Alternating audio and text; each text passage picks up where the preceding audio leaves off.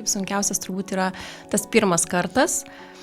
Man atrodo, po to tikrai visi tie sunkumai tokie pasirodo ganėtinai juokingi. Mūsų visas gyvenimas, kaip sakiau, yra improvizacijos šou su dvynukais. Logistikos visos, kaip čia susidėlioti, jeigu tu abudu vienu metu lipi, abudu šlapi išlipi, tie vaikai šlapi, ką pirmiau rengti, ar save, ar vaikus perrengti. Jeigu turi bent dvi rankas, kurios stovi šalia, palaikys galų gale tą vaiką, tai viskas yra įmanoma. Vienas po kito tiesiog mašinui įsirėkia, nežinia dėl ko, ir abu ir pavalgė, ir pamiegoja, ir nieko nenori, ir nieks netinka, ir man tenka vidury kelio stoti, išimti kėdutes, supti juos. Man labiausiai turbūt patinka tai, kad būtent Bambino spa yra beveik apie viską turbūt pagalvota.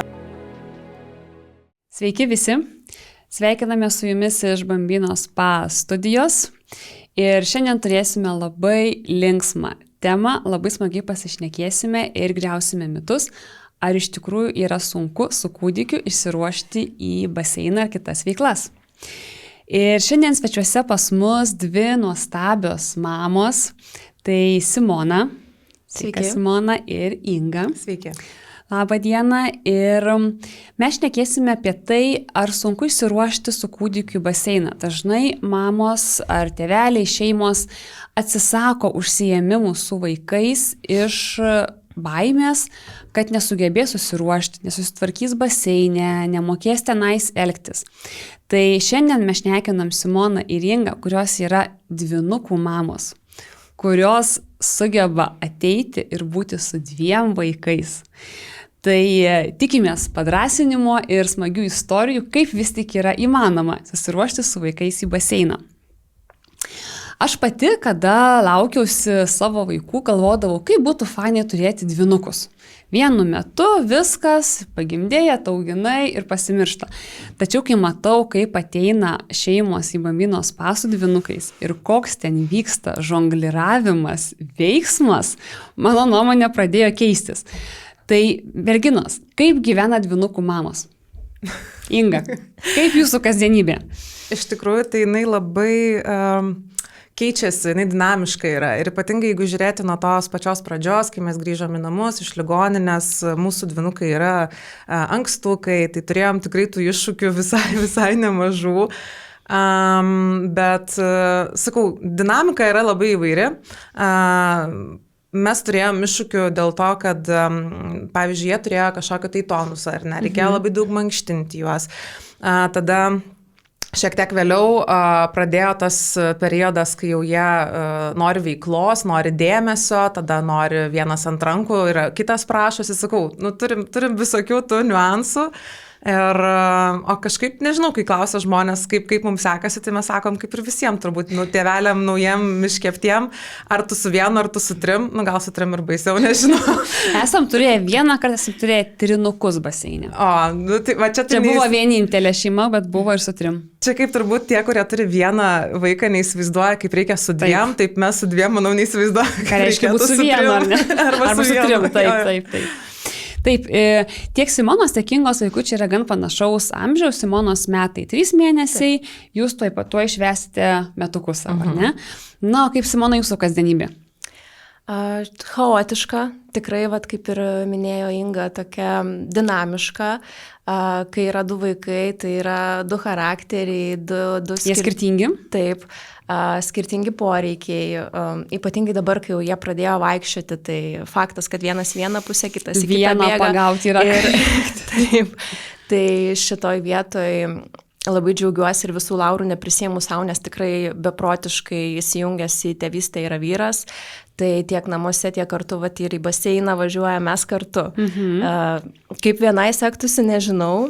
Ir šiaip irgi, kaip Inga minėjo, kai kažkas klausia, kaip su tais dvynukais, aš nežinau, kaip yra su vienu, nes mūsų tai yra pirmi vaikai ir tiesiog tu darai, ką reikia daryti, tai viskas yra įmanoma.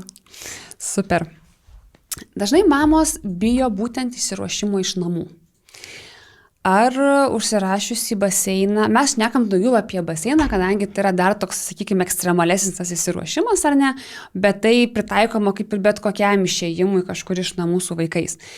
Kaip vaiko rutina, ar ne, užsirašy kažkokiu metu, o tuo metu jisai miega. Ta akimirka jisai kaip tik atsikėlė, kai dar turėjo miegoti, kaip tyčia, ar ne? kaip pasimti visus daiktus. Negi ten vežtis pusę lagamino, nes gal prireiks to, 3, 5. Kaip iš namų išsiruošti su 2?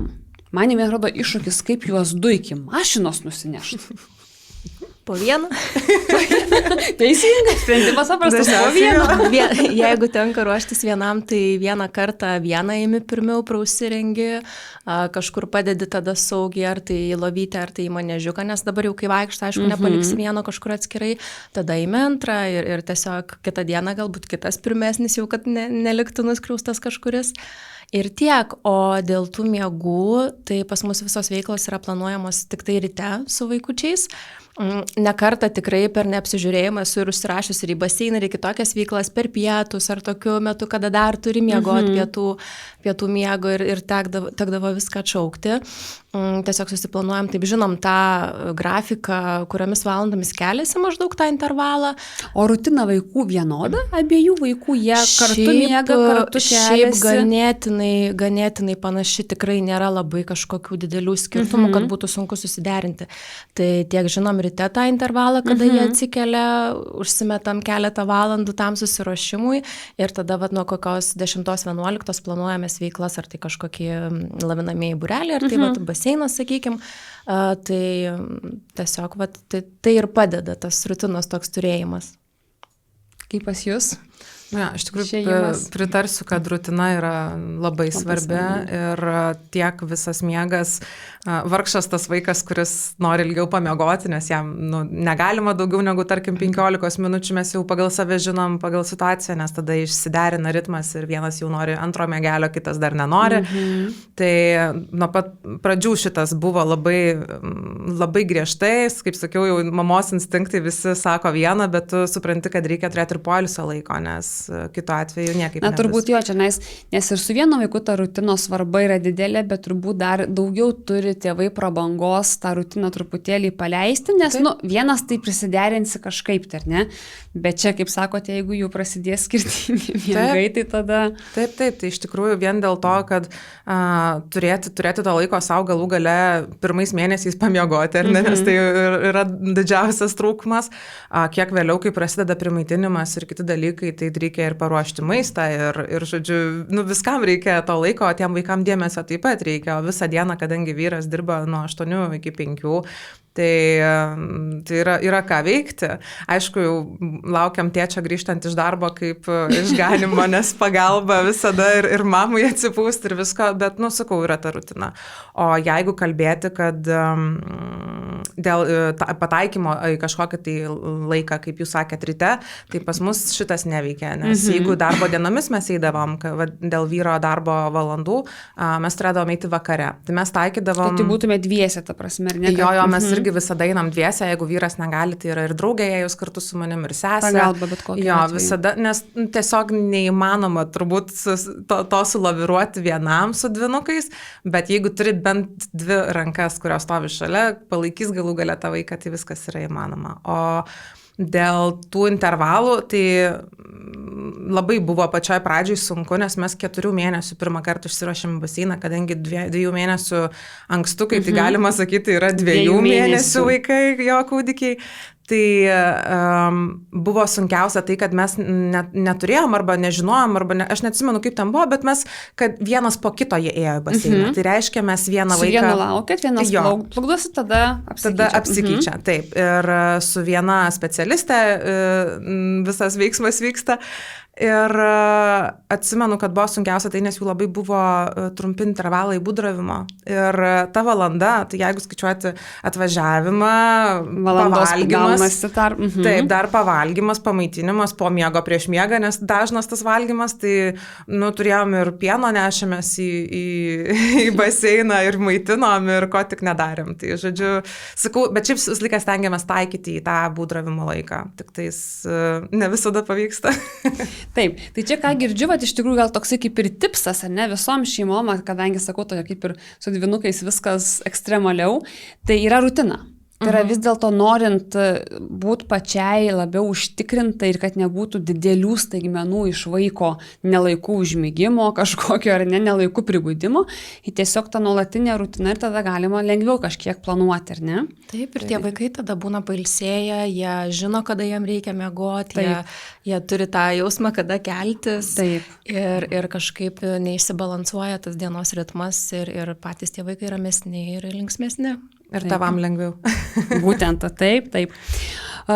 Kokiu turėtumėt, nežinau, patarimų mamom, kurios dabar mūsų klauso ir kad ir su vienu vaikučiu ir galvoja, aš tai tikrai neišsiruoščiau. Kaip, tiek nusiraminti viduje, ar ne?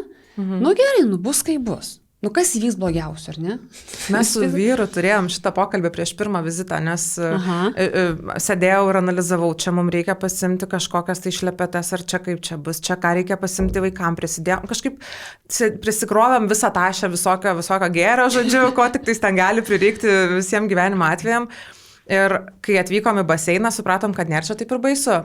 Realiai, kas man labiausiai turbūt patinka, tai kad būtent Bambino spa yra beveik apie viską turbūt pagalvota. Tai yra ir ausų krapštukai, ir sauskelnės.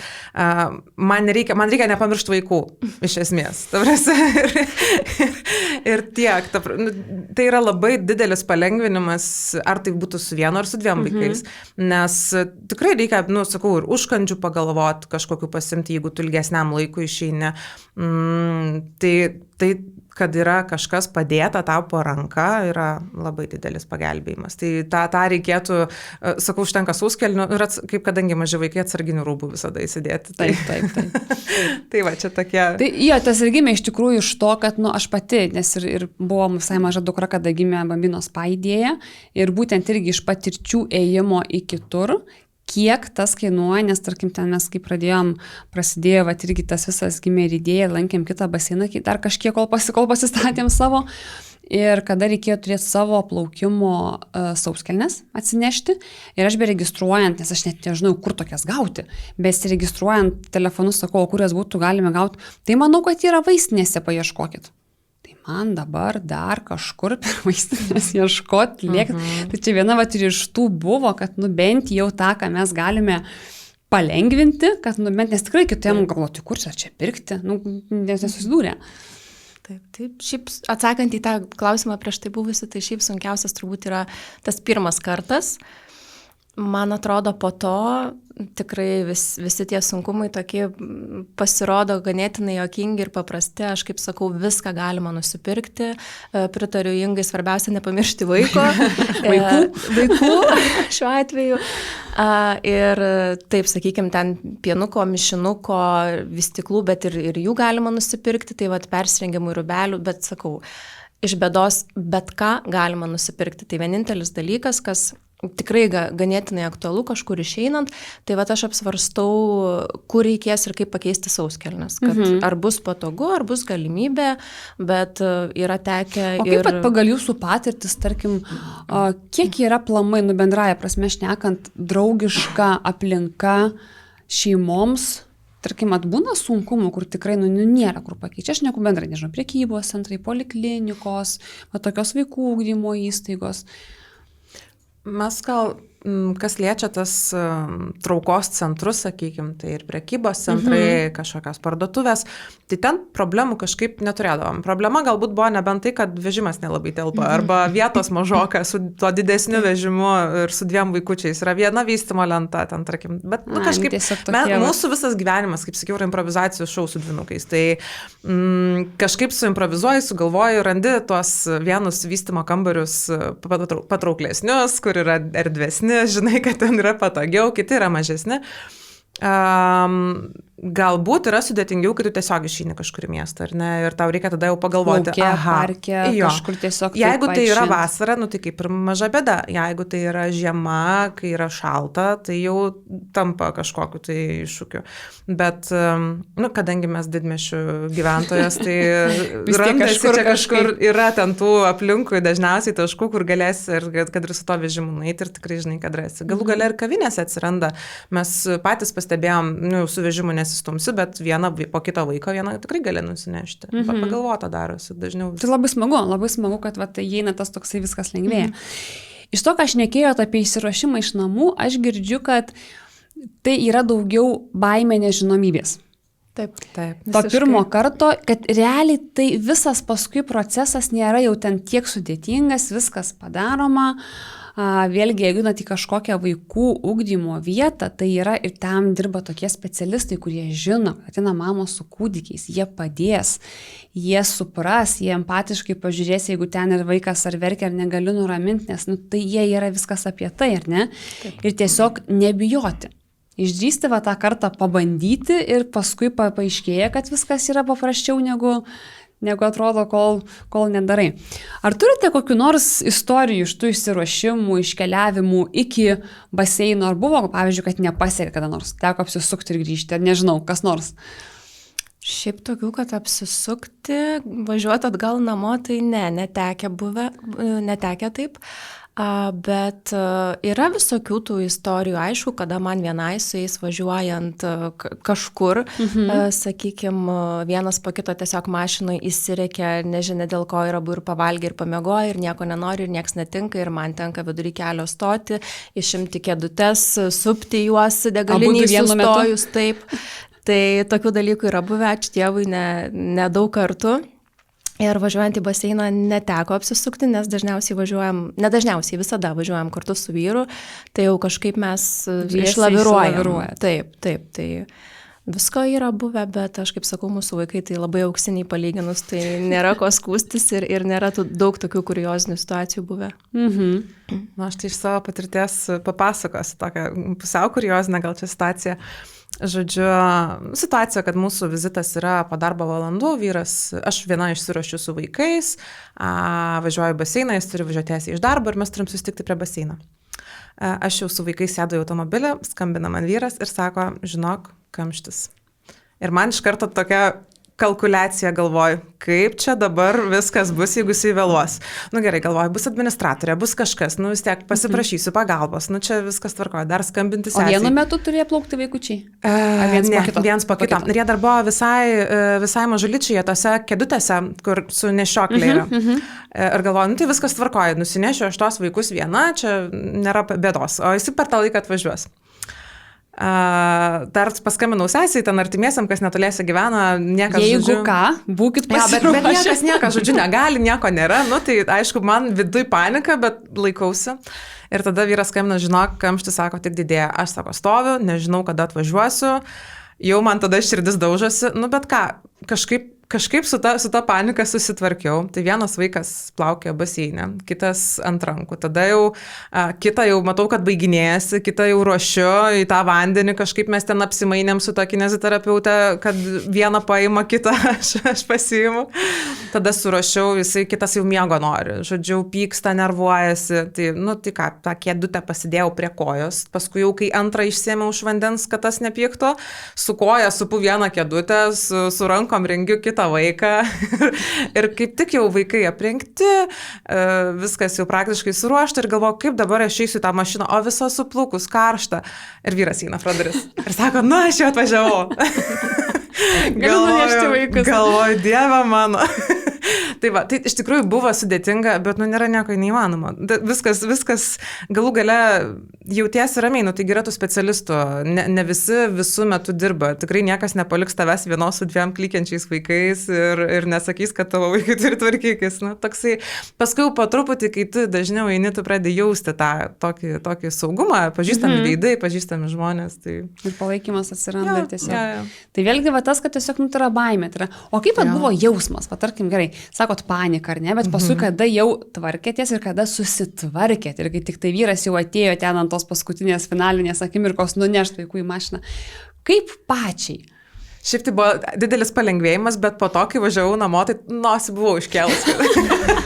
Kad čia susitvarkiau. Aišku, jau vėliau, dabar kai pagalvoju, jeigu būtų tokia situacija, kai vaikai turi tas kėdutes, su kuriuom nenusineši, tu jų abudu po 10 kg irgi nelabai čia išsineši, tai jau būtų sudėtingiau. Čia su tom keliutėm, bet sakau, jeigu tada išsisukau, tai greičiausiai. Bet jeigu dabar važiuot vėliau į baseiną, vėl vyrų kamštis. Važiuotumėt toliau ar apsuktumėt? Važiuočiau.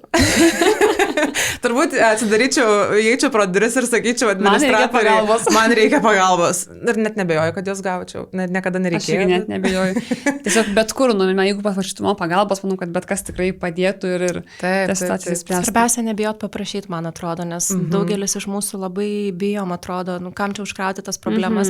Ir aš pati kartais taip galvoju ir taip jaučiuosi, bet tikrai aplinkiniai visada maloniai padeda, kartais ir neprašyti, jeigu mato, kad tau tikrai sunku kažkur praeiti, pravažiuoti su tuo vežimu milžinišku, nesusitvarkai su vaikais, vienas rėkia, kitas miega. Žodžiu, tikrai prieina, paklausia, gal reikia pagalbos, tai tikrai svarbiausia, tai prašyti pagalbos, nebijoti ir tiesiog jausti saugiau. Gerai, dabar atvykote į baseiną, ar ne? Kaip ten vyksta reikalai? Nes mes matom labai skirtingų scenarijų. Vat, kaip sakot, ir vienu metu stengiasi, kad paimtų dvi specialistės, viena, kita ir tiesiog per tą pusvalandį mes dabar šnekam apie tos individualius plukdymus, kada jūs tik tai perengėt vaikutį, paruošėt, patys tėvelį nelipa į vandenį. Kiti arba dėl to, kad nėra vietų, arba tiesiog ir sąmoningai registruoja vieną po kito, jiems tai patogiau. Padaviau vieną, ten su kitu galbūt dar rengiu, galbūt dar jis mašinai snaudžia, kažkoks toks, ar ne yra. Tai kaip tas variantas, kaip išsirutulioti visame tame. Kokie ten kyla įdomus ir neįdomus dalykai jų pačios paslaugos metu? Šiaip net nežinau, turbūt ganėtinai nuobodžiai skambės kažkaip tokių nei didelių iššūkių, nei ta rutina pati pasiruošimo ir suruošimo to vaiko į baseiną kažkokia kitokia. Nežinau, aš kaip ir minėjau, mes kartu važiuojam su vyru, aišku, jeigu važiuočiau viena būtų kitaip. Bet dabar tiesiog bet jeigu mes šnekame, tiesiog lyginame, jeigu mama važiuoja irgi su vienu vaikučiu, tai vis tiek vienas vaikas, vienas suaugęs, jūs dviese važiuojat, nes du vaikai, tai kaip ir tas santykis vis tiek tas pats. Tai nežinau, tiesiog paimi, paruoši, paduodi, būni šalia, kad tas vaikas matytų, jaustųsi saugus. Kai mes esam dviese su dviem vaikais, tai tiesiog mes tai dienai ar tam momentui, tam užsiėmimui pasiskirstom, kuris už kurį vaiką atsakingas. Jeigu vienas po kito vaikučiai maudosi, tai vienas, jeigu suruošia vieną, tai jau yra atsakingas su tuo, kurį padavė į baseiną, kitas jau gaudo kitą, jeigu jisai ten laksto. O jums taip natūraliai šeimoje, tie tokie organizaciniai pasiskirstimai. Nes aš galvoju, irgi matom, būna šeimų, kai ateina ir matosi, koks yra chaosas tarp tėvų su vienu vaiku. Vienas tą puola, kitas tą, ten mama, ką nors jau tu neimk, tu ne taip, tu nerenk, tu ir matosi, kad ten daugiau tarp jų reikalai. O čia su dviem tai turi būti tokia sinergija, kaip nežinau, sustiguota. Kažkaip pas mus tai ganėtinai natūraliai. Aišku, būna, kad viens kitam pasakom, dabar tu prie šito, aš prie šito, čia žiūrim, dabar tu atsakingas už tą, dabar aš už tą. Faktas, bet kažkokio tokio chaoso didelio nebūna. Tiesiog taip yra ir mes žinom, kad nei vyras vienas, nei aš vieną tų dviejų vaikų nesužiūrėsim, tuo labiau, kai jie dabar laksto pametę galvas, tai kažkaip tai natūraliai gaunasi. Kaip pas jūs sinergija su vyru? Dėl šito tai norėjau pasakyti, kad kaip ir vaikai auga, taip ir mes augam kaip tėvai ir labai iš šono turbūt, jeigu pažiūrėčiau, kaip mes elgiamės, kaip mes dėl visko pergyvenam ir kokių nesąmonę esam pridarę, kalbom pačioj pradžioj, kur galvojom, kad taip reikia, apsikraudavom kažko save tiesiog, ko net nereikia iš tiesų. Tai, sakau, toksai yra momentas. Dabar aš manau, kad mes esam visiškai lygiaverčiai tėvai. Nėra vaikam tikrai kažkas, kad, kai sako, pavyzdžiui, dabar paliksiu tėčiu, tai čia 2 valandas, kaip jis ten susitvarkys. Tai neturime šito. Mane vyras išleidžia, pabūna su tais 2 vaikais, aš savo vyrą išleidžiu ir irgi pabūnu, tai dėl to, kad greičiausiai nuo pat pradžių buvo didelis labai įsitraukimas į tą visą tėvystę, į visą procesą, viskas buvo išmokstama. Man gal truputį buvo lengviau, aš vaikų aplinkoje buvau mačius iki savo vaikų ir buvau auginus ir čiupinėjus. Mano vyrui buvo ilgesnis tas adaptacinis periodas.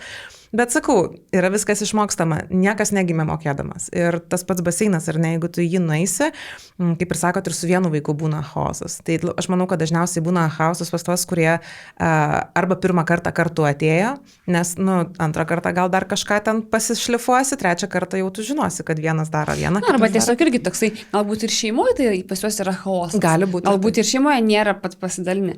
Nes sakau, labai tas pasistebi, ir kaip jeigu su dvynukai, sakau, skirtingai, tarkim, tą padėlioja, bet matos, kad tai tiesiog jie iš žvilgsnių supranta, kuris dabar kurį paima, kaip neša, ką kur padeda, Taip ten viskas sustiguota, tai man ir buvo įdomu, ar tai tiesiog yra dėl to, kad tai yra 2 vaikai šeimoje ir tas arba tu taip įeini į tą ritmą, arba tu neišgyvensi, arba, nes kitaip bus viskas, ar kažkaip, tarkim, sąmoningai dedamos yra pastangos, kažkaip jūs kalbatės, jūs tarėtės, jūs, kaip tas visas mes kalbėdavomės, aišku, būdavo tų diskusijų, kaip mes čia ką darysim, aplamai, nežinau, čia turbūt ir su vienu vaikų auginimas yra pastovi kalkuliacija, kada migdyti, kada valgyti, kiek čia laiko jau praėjo to būdravimo, kad nepervargtų, nes čia vakar juokiamės, bet internete pamatėm tokį, čia gal šiek tiek šalia temos, bet jeigu jūsų vaikas per anksti pabunda ryte, ką jūs galbūt darote ne taip. Ir pirma mintis, tai ką dabar čia perskaitysiu. Ir parašyta, tai galbūt jūs vedat per anksti jos miegoti, bet galbūt jūs vedat jos per vėlai miegoti. Galbūt jie dieną per daug būdrauja, bet galbūt jie per mažai būdrauja. Ir mes su Jūra tiesiog susižvalgiam ir sakom, jo, grinai mūsų kasdienybė ir mąstymas, kur čia gali būti šuo pakastas. Tai sakau, tas visas vedimas į baseiną ir visa kita, kai tu atrandi tą teisingą schemą po kelių kartų, tai matai, kad savaime viskas keičiasi. Plus per tuos metus, pavyzdžiui, dabar, kai turim vaikučius, labai stipriai pasikeitė. Pasikeitė ne tik ten, tarkim, jų valgymo kažkokie dalykai, bet ir miego įpročiai, keičiasi tie būdravimo laikai ir tu nenori, mes turim vizitus, pasidarom visą mėnesį į priekį, ne, pagal savo kalendorius, pagal savo galimybės. Ir labai dažnai būna, kad mėnesio viduryje, kai tu darai tos vizitus kitam mėnesiui, jau kitą mėnesį nebegalioja tavo ta visa sistema, kurią tu turi. Tai faktas, kad turi laviruojam, abu mąstom, kaip daryti, kol jie buvo mažesni, turėjom ir tokių momentų, kad kai vienas po kito, pavyzdžiui, plaukia, jiem yra miego metas. Tiesiog yra sudėtinga. Tai mes vieną vaiką pasižadinam, aš nubėgu į baseiną, su vienu plaukiam, o tėtis važinėja su mašina ir vaikas miega automobilyje antras. Tada kai jau... Privažiuoja. Aš jam pasakau, kelintą jisai turi būti maždaug, tada jisai ateina su antru vaiku, jį nurengia ir mes pasikeičiam. Tada aš jau su kitu vaiku pasėdžiu, jisai jau būna su antru vaiku. Vis sakau, improvizacijų. Žinau, kas mane labai žavi, kai aš klausau jūsų, tai yra atsipalaidavimas ir tas, rasim sprendimą. Rasim, kažkaip tada pasivažinės, tada apsikeisim, tada ateisim kartu, tiesiog, ar ne, nes turbūt vis tiek nesudėliosiu to gyvenimo, kad dabar rytoj man minučių tikslumu būtų taip. Ir turbūt mus to vaikai ir moko, kad aš atsikelsiu, kaip man reikia, tada žiūrim, kaip įsiterpt, ar ne. Man labai svarbus klausimas, ar jūs atėję į, šiuo atveju baseiną arba kažkur kitur, kaip mamos, pasimėgaujat laiku? Atsipalaiduojat? Dabar jau taip. Taip, iš tikrųjų. Nes žinai, kad vaikas saugiose rankose, tu jį matai, vaikas mato tave, jūs abu ramus, vaikui linksma, gera, tu gali pasėdėti per tą pusvalandę, atsigerti kavos, ką aš mielai ir darau. Tai tikrai labai smagu ir geras tas laikas.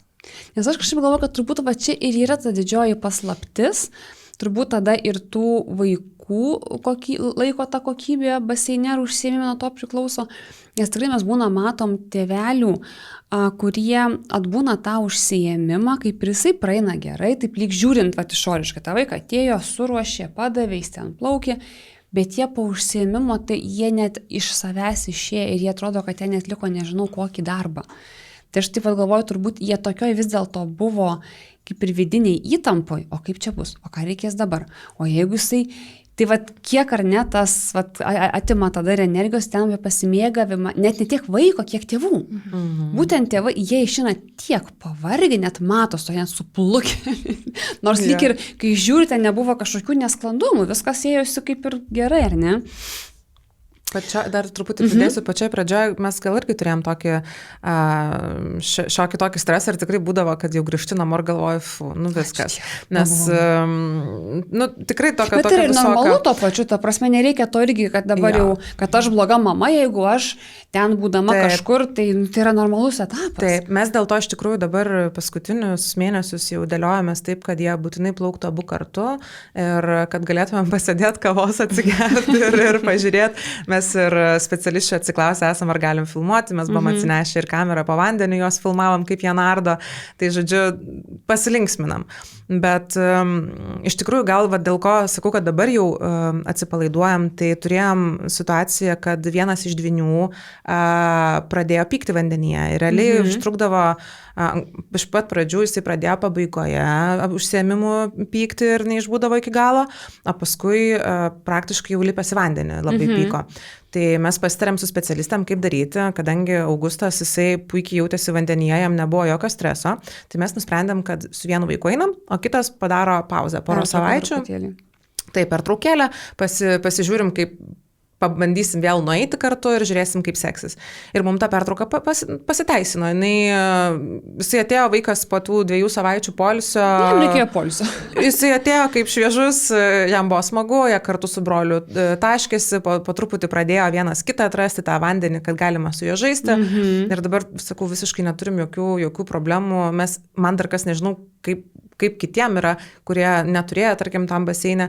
Man labai didelis pliusas tai, kad yra labai smagu vaikus maudyti ir namuose, nes jie žino, kas yra vanduo, jo nebijo, jam yra nebaisu plautis galvos. Aš kažkaip atsimenu tos vaikus, kai jiem nepatinka tą galvą plauti, o jam faina, viskas jiem labai smagu, jie linksminasi, nes jie taip ir baseinė elgesi. Tai bent jau manau, kad dar vienas dalykas, didelis pliusas, kad nuima galvos skausmą. Kad ne vien tą reikalą, bet dar ir sprendžia kitų reikalų, ar ne? Taip. Žinot, ko labiausiai, ką mes girdime, jeigu, tarkim, registruojasi mamos pirmus kartus, ar ne, tokį klausimą iš mamų, o ką reikės daryti, jeigu mano vaikas verks? Šiaip lyg ir vaikai visi verkia, ar ne? Nu, ką reikės daryti? Kaip jum? O ką darot, kai verkia 2? Tai čia turime irgi, tarkim, baseinė kažkur, ar ne? Aš gal pratęsiu dar trumpai tą savo, kur ir pradėjau apie tas ašaras. Tai iš esmės visiškai pasikliaunam specialistėmis jos pasakydavo, kad žinokit, jau dabar reikėtų paimti vaiką, jį reikia nuraminti. Pavyzdžiui, turėjom tokį momentą, kad panešiojam ant rankų ar ne, šiek tiek nuraminam, tada dedam atgal į vandenį ir viskas vėl yra gerai. Bet tiesiog atėjo kažkoks periodas, reikėjo vaikui mamos, prisiglaudimo. Vis tiek yra tas momentas, kad ateina vaikams supratimas, kad tėvai nuėjo, akimis seka. Atsiskyrimo baimė. Taip, būtent šitas ir mes praėjom šitą, viskas kaip ir tvarkoj. Tikrai, sakau, kaip ir su Arijum buvo, kad vaikas verkia, klykia ir nieko negalėjai padaryti. Buvo streso, tada kitą kartą atėjom, viskas mūsų vaikam gerai, kitų vaikas plaukioja kitam baseinė ir matau, kad stresuoja.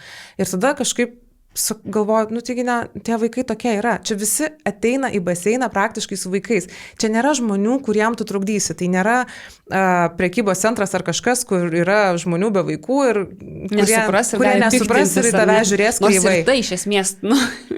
Ir tikrai, ta prasme, nereikia to bijoti, nes visi yra supratingi ir net nežiūri iš tikrųjų, bet kas man patinka, nes visada, kai vaikas kur nors pradeda verkti, atrodo, kad visų žmonių akys į tave subestos, kodėl tu čia to savo vaiko nestvarkai. Tai labai dažniausiai būna supratingi žmonės ir būtent lankytojai ar ne, arba specialistai, jie net nereaguoja. Visiems yra, tu susirinkit, susipakuoji tą savo vaiką, jeigu reikia. Leidžia išbūti, ir taip elgtis, kaip jūs tiek savo vaiką žodį geriausiai, ar jį nešiot, ar jį ramint, ar jį ten kažkaip migdyti, ko jam reikia. Blogiausiu atveju apsirengsi tą vaiką ir išvažiuosi namo. Ir čia ir niekam nėra to, kad kažkas nesuprastų. Tai vėl grįžtame tai, kad yra vidinė baimė, vidinė emocija, kurią mes labai išdidinam ir tada padarom iš to kažkaip, ar ne? Tiesiog reikia specialistu pasitikėti pilnai, ką ir sako Inga. Ir tiesiog jeigu tavo vaikas verkia, tu turbūt žinai, ką daryti. Tai daryk ar baseine, ar bet kur kitur tą patį, ką tu darai. Ar tu supi, ar tas vaikas galbūt nori valgyti. Tu tikrai kaip mama turbūt suprasi, ko jam reikia. Tai tiesiog blogiausiu atveju apsirengsi, apsisuksi ir išeisi namo. Ne tragedija.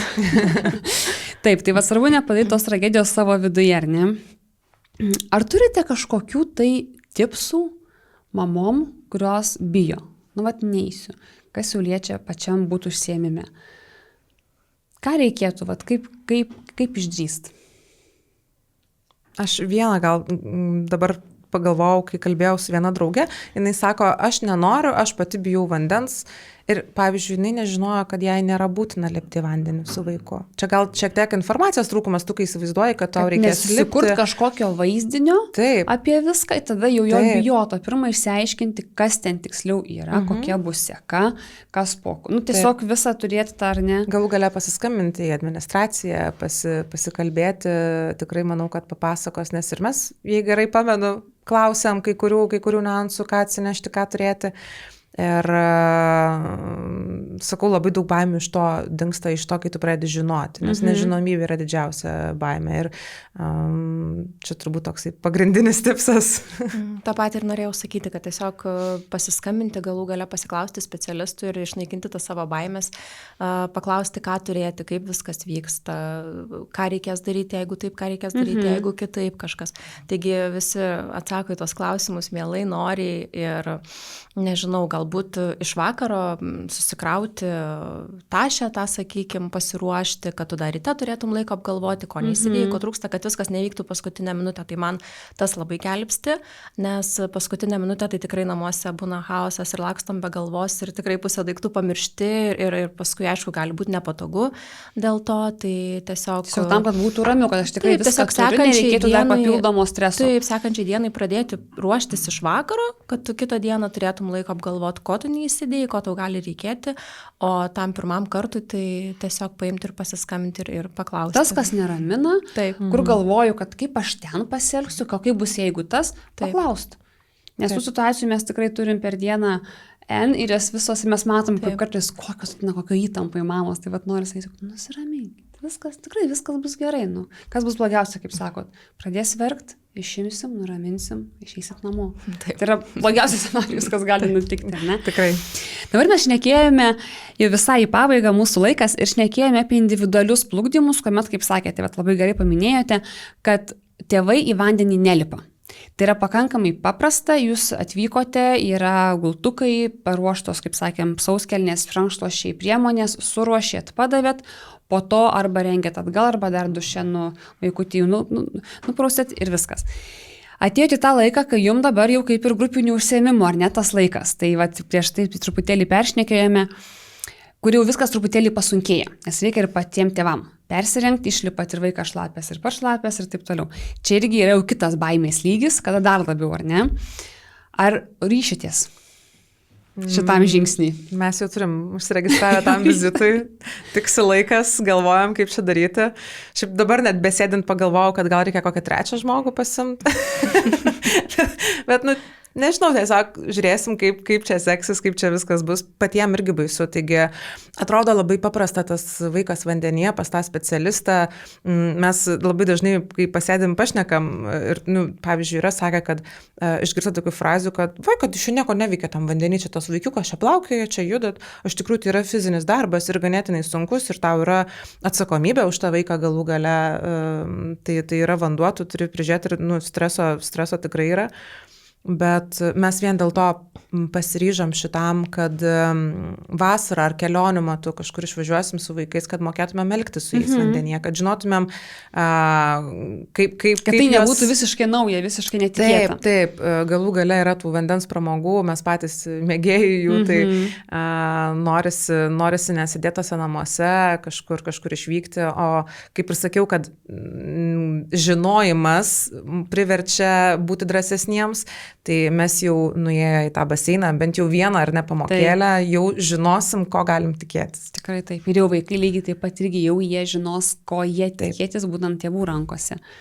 Aš manau, kad mes irgi ryšimės tiem grupiniam užsiėmimam ir čia gal labiau klausimas ne baimių kažkokių, o tos logistikos visos, kaip čia susidėlioti, jeigu tu abudu vienu metu lipi, abudu šlapi išlipi, tie vaikai šlapi, ką pirmiau rengti, ar save, ar vaikus perrengti, žodžiu, tai gal dėl to, o jeigu vesti atskirai, kad vienas su vienu vaiku, o kitas sausas palaukia išima, tai žodžiu, čia irgi tada arba keletas dienų gaunasi tų užsiėmimų, kad vieną dieną su vienu vaiku. Taip, tai čia tik tai tas klausimas, ne kažkokių baimių pas mus, o va tas logistinis klausimas įsidėlioti, kad būtų kuo patogiau. Bet manau, išsispręsim ir šitą. Bet kaip vat vėl, aš klausau, ir wow, merginos, wow. Jūs praėjote tą etapą, kuris atrodė ar ne, dabar priėjote prie to, kur tikrai yra daug sudėtingiau, susiruošti tikrai yra ką veikti. Ir jūs vėl labai ramiai dėlioja, taip yra klausimų, reikės kažkaip pasidėlioti, gal trečią žmogų, gal kažkaip. Bet aš negirdžiu kažkokio, kad sakytumėt, ne, tai ką, nes jums svarbiau yra vaikai, ar jie bus užimti, ar jie kaip, pats geras laikas su vaikais. Tai nuostabu. Žaviuosi, nuoširdžiai žaviuosi, nes aš lygiai taip pat su vienu vaiku, su pirmu, irgi tikrai ne visur nuėjau, kur galbūt norėjau mintise. Vien dėl to, kad irgi neperlipau per tą, kad išdrįsti, ar ne? Su antru paskui jau truputėlį tos drąsos daugiau yra jau kitaip. Nors vėlgi, tada didesnis, mažesnis, vėl ten skirtingi poreikiai, tai irgi tie tokie niuansai yra. Simona, Inga, ačiū Jums labai. Dėkoju už pasidalinimus, kad atvykote, kad papasakojote. Ir rezumuojant taip, iš tikrųjų, ką aš išgirdau, tai kad tas ateina iš vidinės baimės. Ir tiesiog neprisikurti istorijų tų, kur tiesiog galbūt jų net nėra, arba ten kažkas papasakojo, kaip buvo baisu ar sunku.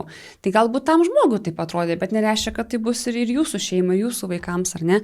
Išsiaiškinti situaciją, nebijoti prašyti pagalbos ir tiesiog nusiraminti.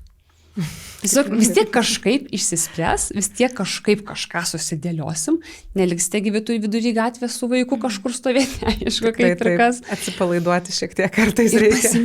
Ir pasimėgauti tuo laiku, kai būna baseinė, būna užsiėmime, sugertą momentą, atsiminti jį, o ne vien būt paskendus kažkokios ar ne detalėse. Tai ar verta eiti iš namų su vaikais? Žinoma. Vienareikšmiškai.